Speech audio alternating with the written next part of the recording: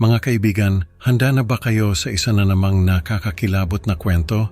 Sa video na ito matutunghayan natin ang mga anino ng Antipolo, isang kwento ng mga kababalaghan at misteryo na magpapakilabot sa inyong mga balahibo. Isang gabi, habang umuulan at malamig ang simoy ng hangin, ibinahagi ni Tatay Tomas ang kanyang karanasan sa isang bahay na sinasabing sinapian ng masamang espiritu. Ano kaya ang mga lihim na natuklasan nila? Pakinggan ang buong kwento para malaman. Magandang araw po sa inyo mga tagapakinig ng kwentong kababalaghan. Ako nga pala si Ramona at maraming salamat po sa inyong oras para pakinggan ang kwento ko.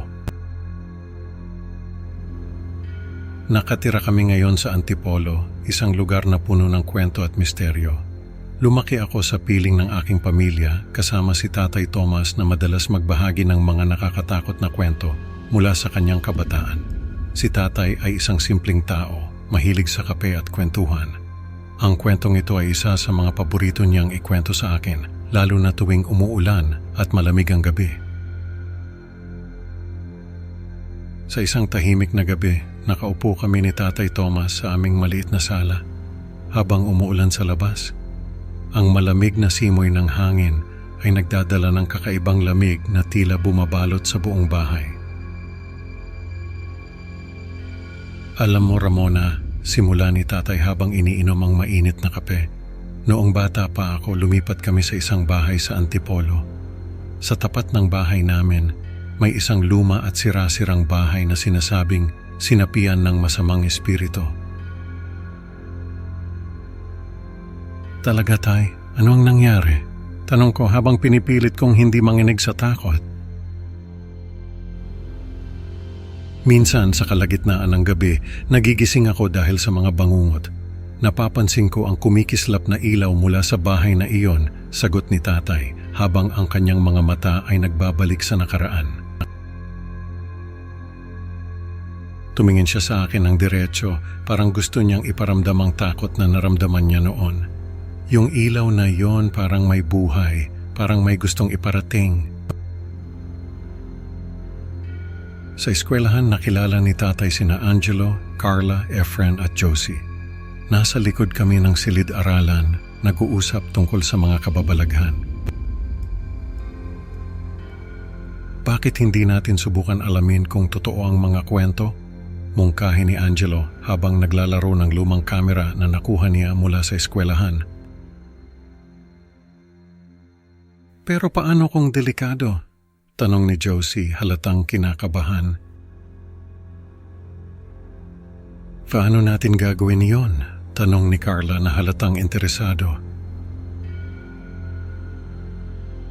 Mag-sleepover tayo sa bahay ni Angelo. Doon natin pag-usapan ang plano, sagot ni Efren na may kakaibang tapang sa kanyang boses. Siguraduhin nating may dala tayong mga flashlight at extra batteries, dagdag ni Carla, na ngayon ay medyo nagiging excited na rin. Nung isang gabi ng sleepover, inilagay namin ang lumang kamera sa pagitan ng dalawang bahay. Habang inaayos namin ang kamera, naririnig namin ang mga kuliglig at ang malakas na tibok ng aming mga puso. Sigurado ba kayo dito? Tanong ni Josie na nanginginig na. Salitan kami sa pagbabantay. Nang ako'y nagising sa kalagitnaan ng gabi, narinig ko ang ingay mula sa labas. May naririnig akong hakbang, bulong ni Angelo na gising din. Tingnan natin. Sino yan? Tanong ko sa sarili habang dahan-dahan akong bumaba ng hagdan. Paglabas ko nakita kong gumagalaw mag-isa ang isang rocking chair sa harap ng sinapian na bahay. Biglang lumitaw ang babaeng multo. Tinatawag ang pangalan ko.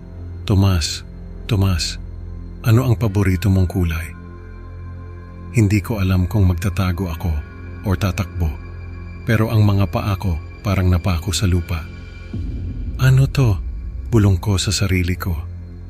Ang malamig na hangin at ang kakaibang presensya ng multo ay nagpatayo ng balahibo ko.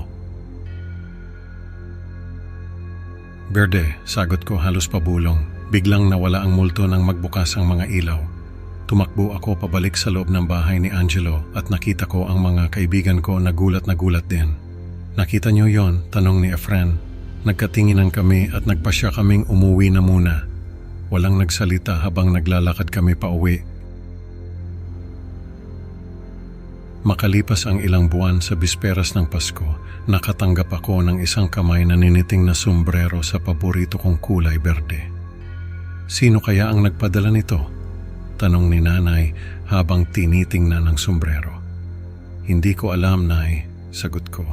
Pero sa loob-loob ko, hinala ko na ang regalo ay mula sa espiritu ng aking yumaong lola.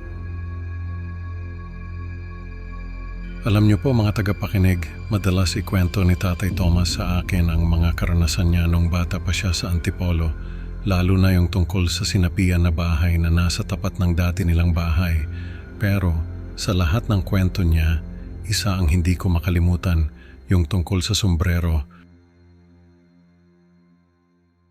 Ibinahagi ni Tatay Tomas ang mga kwentong ito sa akin. Inihayag na sa kabila ng mga hindi nasagot na katanungan at kakaibang mga karanasan, hindi na niya muling sinuot ang sombrero. Bakit hindi mo na sinuot, tay? Tanong ko sa kanya minsan. May kakaibang pakiramdam kasi ako tuwing suot ko yon, sagot niya. Parang may nagbabantay. Ang mga alaala ng kanyang kabataan at ang kakaibang mga pangyayari ay nag-iwan ng malalim na bakas sa kanyang buhay. Ako, na ngayon ay may sariling pamilya, ay nagtataka kung ano pa ang mga lihim na nakatago sa aming lumang bayan sa Antipolo.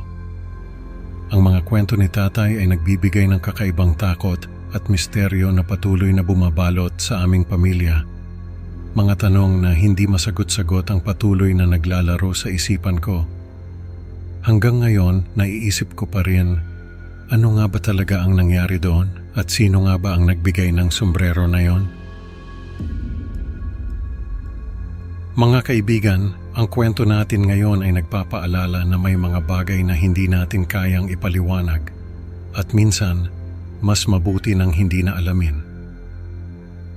Maraming salamat sa pakikinig sa Mga Anino ng Antipolo.